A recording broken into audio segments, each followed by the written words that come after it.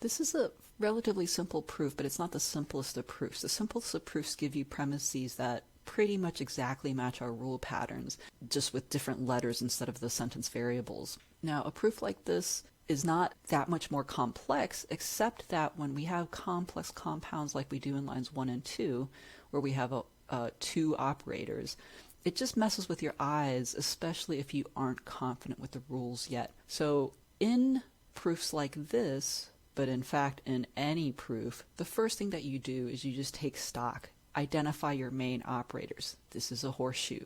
Line 1 is a horseshoe with a conjunction in its consequent position. Line 2, also a horseshoe, but this time with a conjunction in the antecedent position. Line 3, simple statement, okay, leave it there for now. And then the conclusion is going to be a simple statement as well.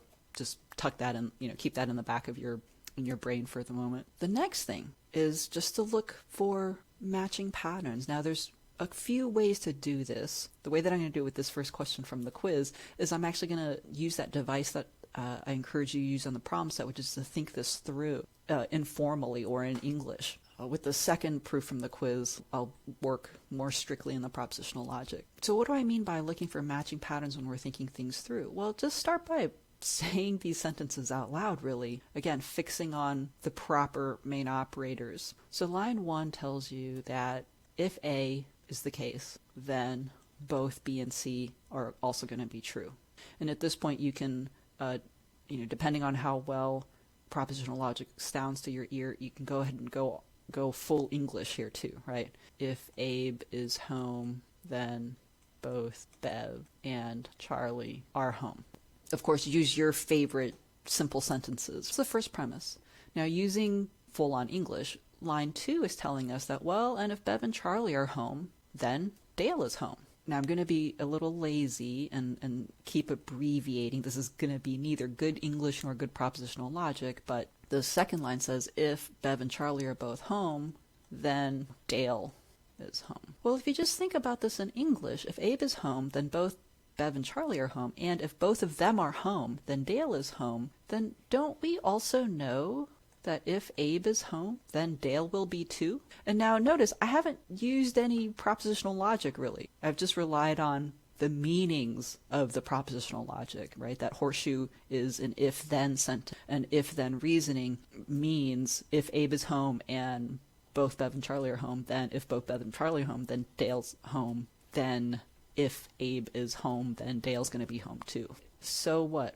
Well, we keep going. We've got another premise after all. And line 3 says, well, we know that Abe is home. Well, wait a minute. Again, this is just if-then reasoning. If A, then D, and A, well, D, or Dale is home. And that's our desired conclusion.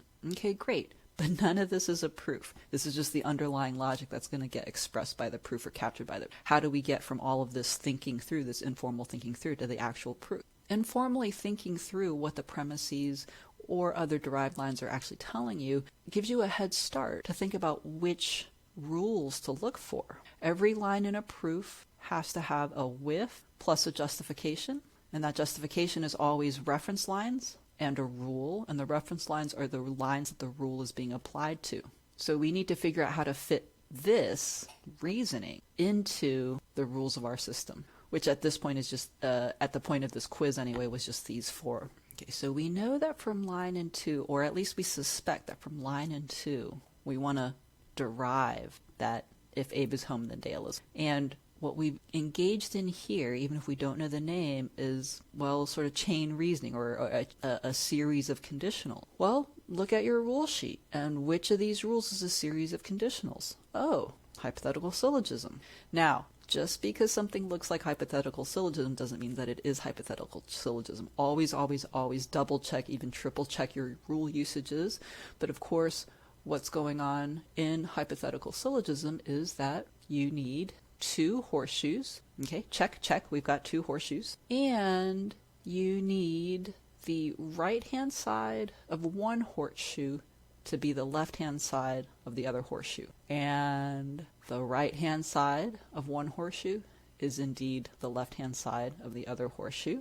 And then, just as a last double check, and what we are concluding, right, this is going to be the new line in the proof, is another horseshoe.